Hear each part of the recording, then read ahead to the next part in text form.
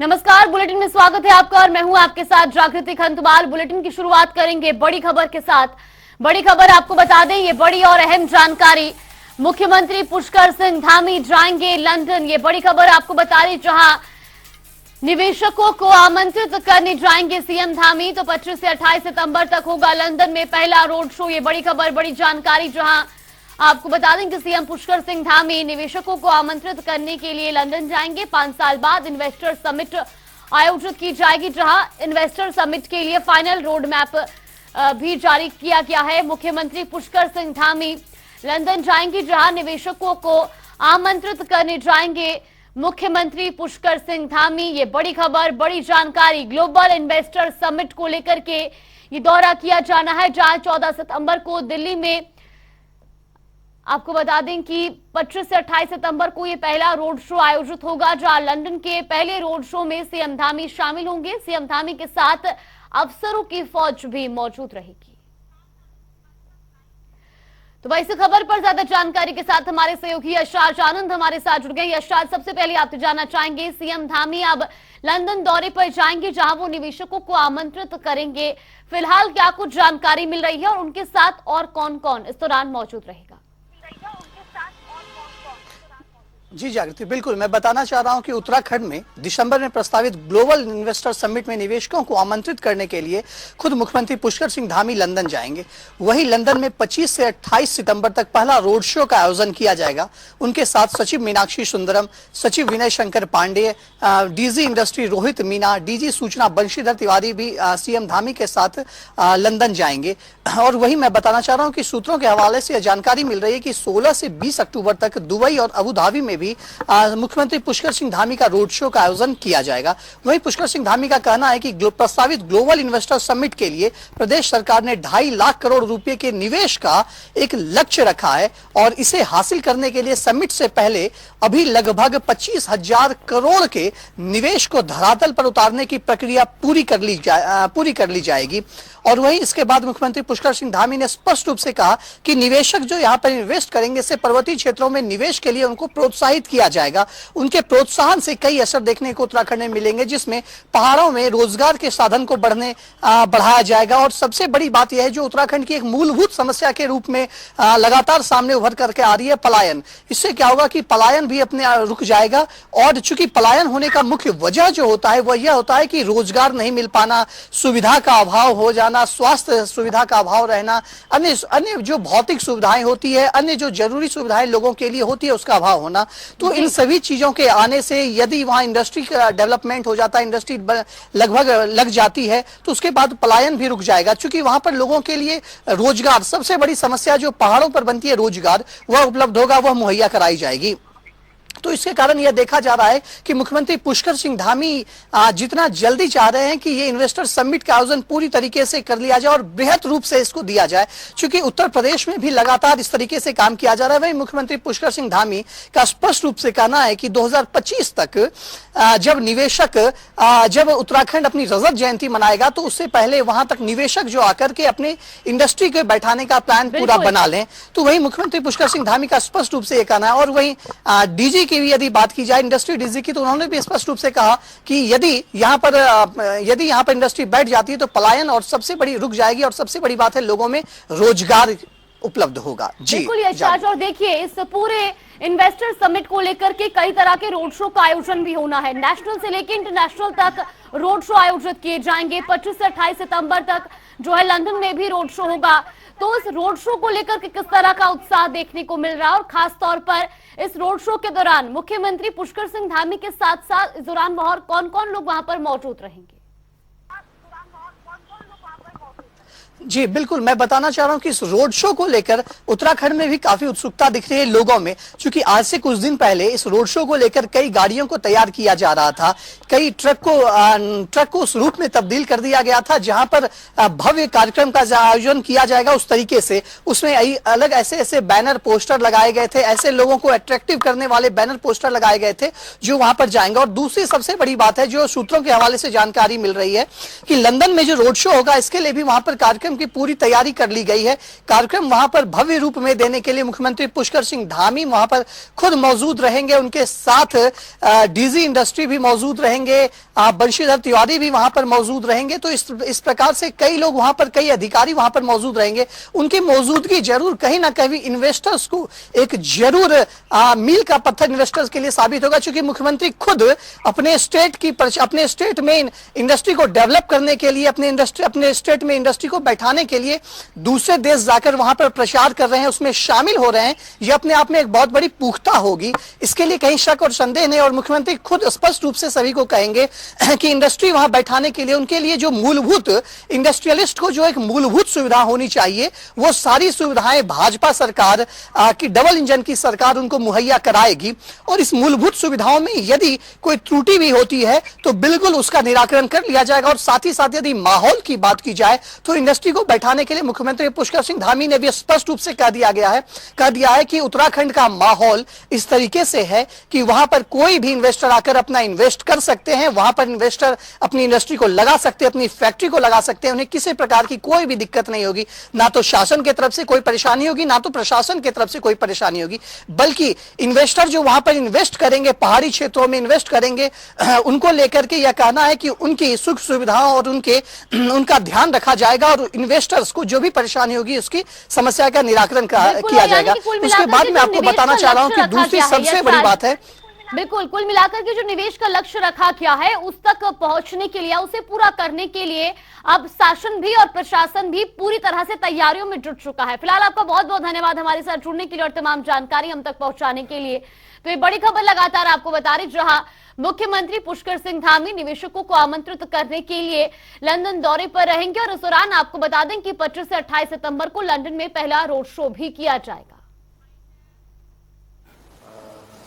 आशीष जी ने भी इसको जोड़ा कि लैंड एक्वायर करने के बाद दे दिया जाए। ऐसे बहुत सारे सुझाव हैं, क्योंकि उन सुझावों के लिए अभी काम करने के लिए एकदम से कोई धरातल पर नहीं लाया जा सकता, लेकिन उसको भविष्य के लिए हम निश्चित रूप से अपनी जो कार्य योजना है उसमें डालेंगे। और बहुत सारे काम ऐसे हैं जो आप लोग सुझाव देंगे, उसको तो हम तत्कालिक रूप से कर सकते हैं, कुछ को थोड़ा कुछ अल्पकालिक होते हैं, उसको तत्काल हो सकता है, और कुछ दीर्घकालिक होते हैं जो लंबे समय के लिए थोड़ा पॉलिसी बनानी होती है, उसमें विचार करना पड़ता है। और विचार करने के बाद सबकी राय से जो है उस पर आगे बढ़ना पड़ता है, जो राज्य के हित में अंततः उसमें निर्णय भी लेना पड़ता है। तो उस दिशा में हम लोग काम कर रहे हैं। अभी आप लोगों ने देखा होगा कि पिछले दिनों हमने उद्योग समूह के साथ भी लगातार इस प्रकार की बैठकों का सिलसिला शुरू किया हुआ है। ये जरूर है कि आप लोगों के साथ कोई फॉर्मल बैठक इस प्रकार की नहीं हो पाई, डेवलपर्स जो हमारे समूह है। और रुक करेंगे अगली बड़ी खबर की ओर। बड़ी खबर आपको बता दें, बड़ी और अहम जानकारी देहरादून से ये बड़ी खबर सामने आ रही है, जहां सतत विकास लक्ष्य अवार्ड 2022 कार्यक्रम प्रस्तावित किया गया है। कार्यक्रम में सीएम धामी ने शिरकत की। तो वहीं आपको बता दें कि नियोजन विभाग ने कार्यक्रम आयोजित किया। सतत विकास लक्ष्य में कार्य करने वालों को सम्मान दिया गया। साथ ही आपको बता दें कि कई समाज सेवियों को भी इस दौरान मुख्यमंत्री पुष्कर सिंह धामी ने सम्मानित किया। ये तस्वीरें भी आपको दिखा रही देहरादून की, जहां सचिव मीनाक्षी सुंदरम भी कार्यक्रम में मौजूद रही। और इस दौरान मुख्यमंत्री पुष्कर सिंह धामी भी कई समाज सेवियों को सम्मानित करते नजर आए। तो नियोजन विभाग ने इस कार्यक्रम का आयोजन किया था और ये तस्वीरें लगातार आपको दिखा रही, जहां सतत विकास में कार्य करने वालों को सम्मानित किया गया।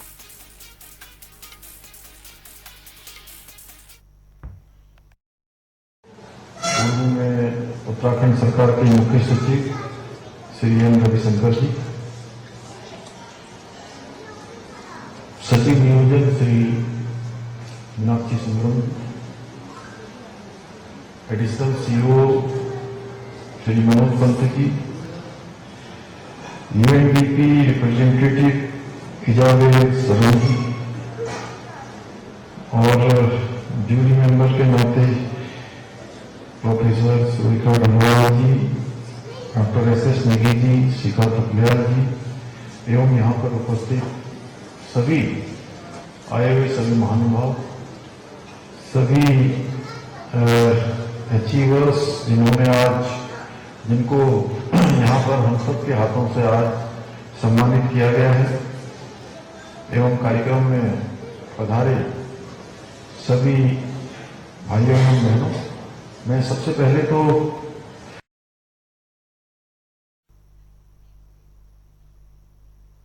और यहाँ पर रुकते हैं एक छोटे से ब्रेक के लिए।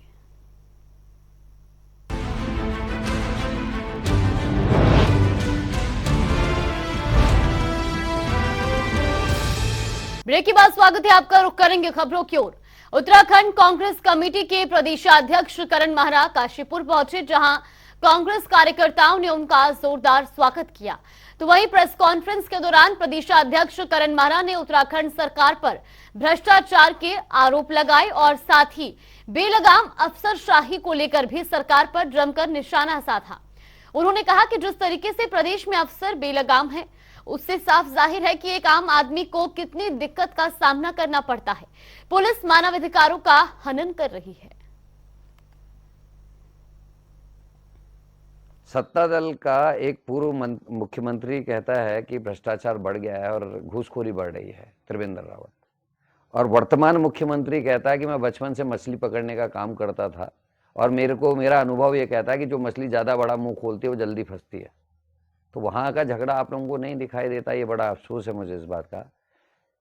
कार्य ना हो प्रश्न कांग्रेस से, घोटाले हो विपक्ष से प्रश्न, अंकिता मर्डर केस हो प्रश्न विपक्ष से, झगड़े बीजेपी में हो, मुख्यमंत्री कहता हो कि साहब कोई क्षेत्र नहीं छोड़ेगा, आपदा का समय है, एक मंत्री बरेली में कार्यक्रम करती है, सारे अधिकारियों को बरेली बुला लेती है, प्रश्न कांग्रेस से।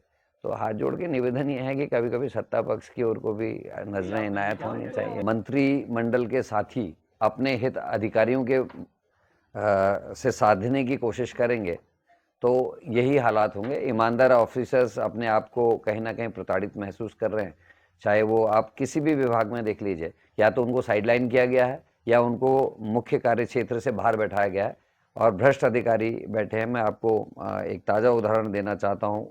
इस समय जो जलागम विभाग है उसमें एक ऐसे अधिकारी को पिछले 12-13 साल से बैठा के रखा है जो अपने से अधीनस्थ पद पर भी बैठ के काम कर रहे हैं, क्योंकि उसमें पैसा है। लोगों का ना प्रेस का ध्यान है ना नेताओं का ध्यान है। जलागम में आपके क्षेत्र में आप गारंटी से कैसा क्या काम हो रहा है आपको पता नहीं, लेकिन 1200 करोड़ रुपए इस समय उत्तराखंड में आया हुआ है। 4 भ्रष्ट अधिकारी जो 17 साल से विभाग में बने हुए हैं डेपुटेशन में, और एक अधिकारी जो उनके टॉप में बैठा हुआ है, वो अपने पद से 2 पद नीचे के पद में बैठ के काम करने के लिए तैयार हैं और उस पद को छोड़ने के लिए तैयार नहीं है। ना मंत्री कुछ कह रहा है, ना सरकार कुछ कह रही है, ना कोई कुछ और कह रहा है। और साथ में इसमें जो सबसे बड़ा चोरी है कि जिस अधिकारी के कार्य क्षेत्र में कार्य हो रहा, उस कार्य के या उस अधिकारी की जांच भी वही खुद ही अधिकारी करेगा। मतलब ड्राइंग पावर भी उसी को है और अपने क्षेत्र में काम की जांच का भी अधिकार उसी अधिकारी को दिया गया है। तो दाल काली पूरी हो गई है, दाल में काला नहीं है, पूरी दाल काली हो गई है। इन दिनों बारिश के चलते पेयजल और सिंचाई की समस्या बढ़ रही है और ऐसे में समस्याओं को दूर करने के लिए प्रस्तावित जमरानी बांध परियोजना अब अपने अंतिम चरण पर है। तो वहीं केंद्रीय राज्य मंत्री और नैनीताल सांसद अजय भट्ट ने जानकारी देते हुए बताया कि बांध निर्माण में आने वाली लगभग सभी बाधाओं को दूर कर दिया गया है और अब केवल कैबिनेट नोट लगना बाकी है और जल्द ही केंद्र सरकार इसे हरी झंडी दिखा देगी। हो जाएगा धीरे धीरे। आज 50 साल से नहीं हुआ है, एक के बाद एक हर्डल फिर अभी आने में ही है। धीरे धीरे धीरे करके हम ला ही रहे हैं। सारी रुकावटें उनकी रोक दी हैं धीरे धीरे। अब कैबिनेट नोट लगना बाकी रह गया है और ईश्वर की कृपा रही तो वो भी होगा। हो सकता जल्दी हो जाए, हो सकता बाद में हो जाए, लेकिन वो चल पड़ा है, मामला रुकने वाला नहीं है। अब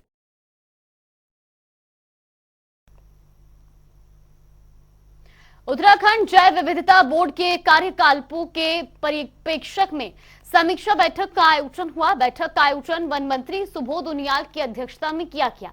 वन मंत्री ने कहा कि जैव विविधता के क्षेत्र में हमें व्यवहारिकता की आवश्यकता है और आए दिन जंगली जानवर फसलों को नुकसान पहुंचाते हैं, जिसके बचाव के लिए फेंसिंग की सुविधा तथा किसानों को स्ट्रीट लाइट और ग्रास कटर उपलब्ध कराया जाना चाहिए। इसके साथ ही मंत्री ने हेरिटेज साइट को दुनिया के नक्शे में लाकर पर्यटन को बढ़ावा देने के लिए भी अधिकारियों को निर्देशित किया है। देखिए, आज बायोडाइवर्सिटी बोर्ड की एक समीक्षा बैठक मैंने ली, जिसमें बोर्ड के चेयरमैन और मेंबर सेक्रेटरी के अलावा मेरे एडवाइजर भी इस मीटिंग में थे। और एक बायोडाइवर्सिटी बोर्ड के द्वारा एक अपना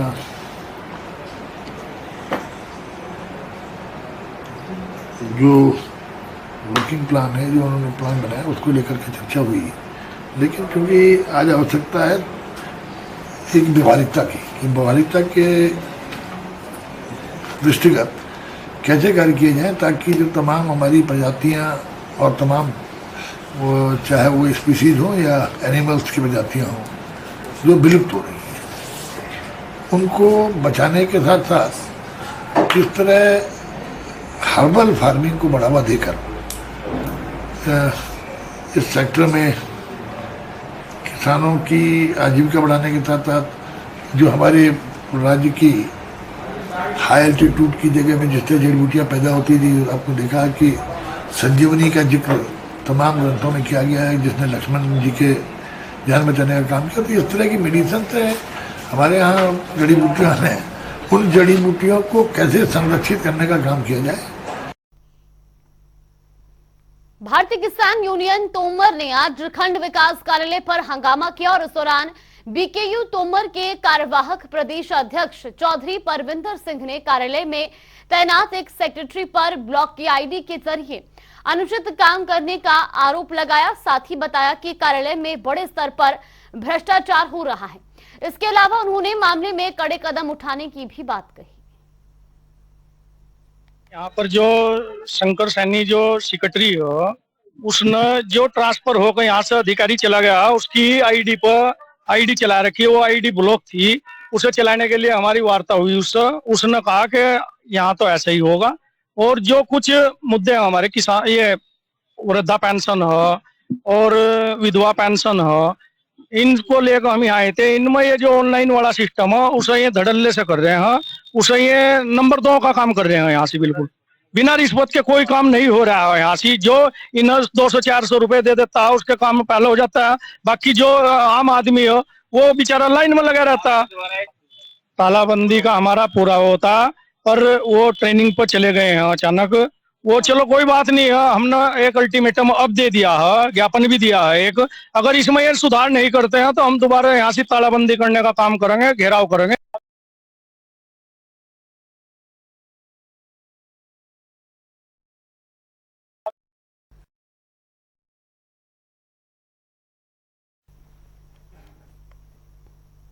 उत्तराखंड स्वास्थ्य विभाग प्रदेश में आयुष्मान भव कार्यक्रम की शुरुआत कर चुके हैं। इसको लेकर मुख्य चिकित्सा अधिकारी डॉक्टर नरेंद्र वर्मा ने हरिद्वार के सामुदायिक स्वास्थ्य केंद्र में बैठक की और बैठक में स्वास्थ्य कर्मियों को आयुष्मान भव कार्यक्रम के अंतर्गत निर्धारित बिंदुओं से अवगत कराया गया। तो वहीं लक्सर के चिकित्सा अधीक्षक डॉक्टर नलंद असवाल भी मौके पर स्वास्थ्य कर्मचारियों को जागरूक करते हुए नजर आए। भी हमारी आशाएं हैं, सब लोग को बुलाया, हमारी एएनएम भी हैं और हमारे एएफ भी हैं और कुछ हमारे जो पैरामेडिक्स है वो भी हैं। सभी लोगों को समझा रहे कि जो हमारी 4 बीमारियां हैं, नॉन कम्युनिकेबल डिजीज आती है, इसमें हमारा कैंसर हो गया, डायबिटीज हो गया, हाइपरटेंशन हो गया और कैंसर, ब्रेस्ट कैंसर, इनके बारे में जन जागरण करना है। जो पहले भी करती आई थी, पहले भी लोग कर रहे थे सीएचओ के माध्यम से, तो इनको ये पूरे हफ्ते चलेगा, पूरे 1 महीने तक चलना है और इनको हर हफ्ते जाकर के घर घर में जाकर के ये अवेयरनेस करनी है। जो भी पेशेंट आएंगे उनको लेकर के आना। हरिद्वार में सेवा योजन विभाग की ओर से 22 सितंबर को बड़े रोजगार मेले का आयोजन कराया जाएगा। रोजगार मेले में विप्रो, आईटीसी, पतंजलि जैसी कई बड़ी कंपनियों में हजारों युवाओं को रोजगार मिल सकेगा। मेले का आयोजन हरिद्वार के एसएमजेएन पीजी कॉलेज में कराया जाएगा। आपको बता दें कि जिला सेवा योजन कार्यालय में रजिस्टर्ड सभी अभ्यर्थी रोजगार मेले में प्रतिभाग कर सकेंगे।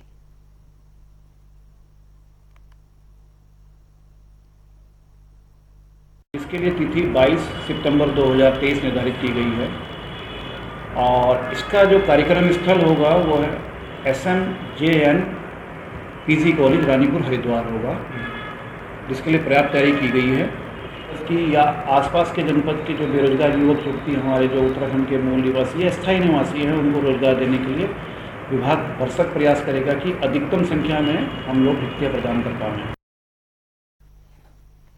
और रुक करेंगे बड़ी खबर का। उत्तराखंड में मौसम का अलर्ट जारी है। बड़ी खबर, बड़ी जानकारी। पिथौरागढ़ में 10 सड़कें बंद, भूस्खलन के भी लगातार आसार जताए जा रहे हैं। जिलों में भारी बारिश का अलर्ट जारी किया गया है। साथ ही आपको बता दें कि मौसम विभाग द्वारा लोगों से घरों में रहने की अपील भी की जा रही है, क्योंकि लगातार कई जिलों में भारी बारिश का अलर्ट जारी किया गया और ऐसे में लोगों को लगातार सतर्क और सावधान रहने की चेतावनी दी जा रही है। उत्तराखंड से बड़ी जानकारी आपको बता रही, जहां मौसम विभाग की ओर से अलर्ट जारी किया गया है और साथ ही भूस्खलन के भी आसार जताए जा रहे हैं।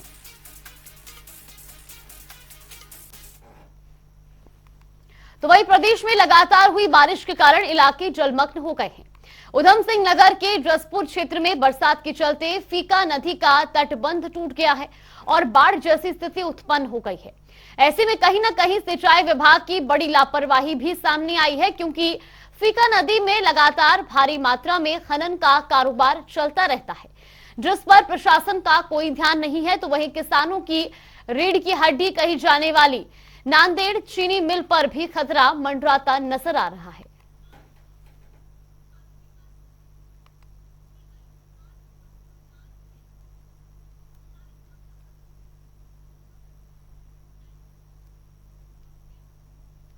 और चलिए आपको सीधा लिए चलते उत्तराखंड, जहां पर मुख्यमंत्री पुष्कर सिंह धामी ने आयुष्मान भव कार्यक्रम में शिरकत की है।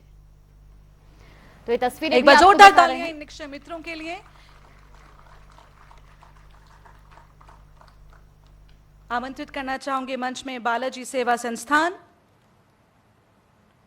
और लायंस क्लब देहरादून को भी। एक बार जोरदार तालियों के साथ हम इन सभी का स्वागत करेंगे मंच पर। लायंस क्लब देहरादून वास्तव में निक्षय मित्र योजना शुरू करने के पीछे केंद्र सरकार का मुख्य उद्देश्य टीबी रोग के प्रति जागरूकता फैलाकर देश को टीबी मुक्त बनाना है।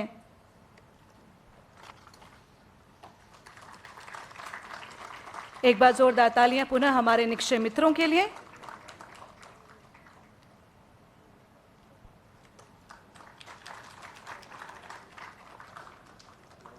लायंस क्लब, मैं अनुरोध करूंगी कृपया मंच पे आ जाएं। Lions club Dehradun.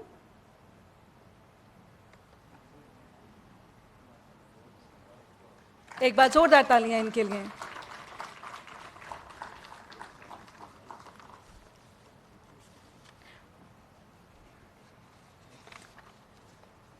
जोरदार तालियां। बहुत बहुत धन्यवाद। और अब मैं प्लेज के लिए अनुरोध करना चाहूंगी माननीय महामहिम राज्यपाल महोदय जी से कृपया मंच पे आ जाएं और अंगदान की प्लेज हम सभी को दिलवाएं।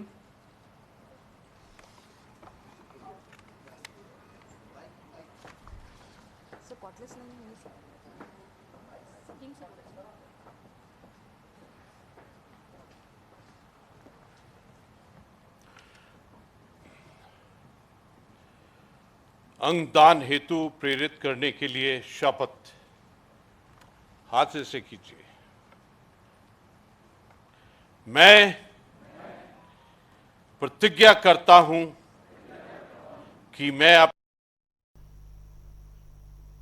और चलिए बुलेटिन में फिलहाल के लिए बस इतना ही। यहां पे रुकते हैं एक छोटे से ब्रेक के लिए।